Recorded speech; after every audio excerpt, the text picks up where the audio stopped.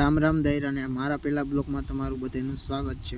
આપણે આજ નાના છોટા ભૂકાડ ફેરો કરવા વર્ધીમાં જવાનું છે, તો હાલો આપણે જઈએ।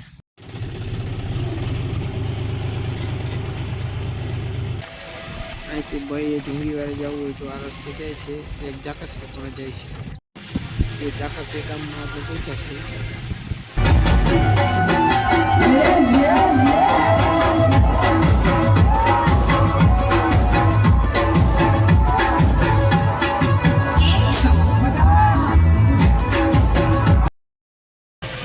સીધો રસ્તો પહેરા જાય છે, આપણે આ પપ્પા જવાનું છે, અહીંથી વળી જવું પડશે, એટલે આ સોટા ફૂટો ભરવા જાય છે।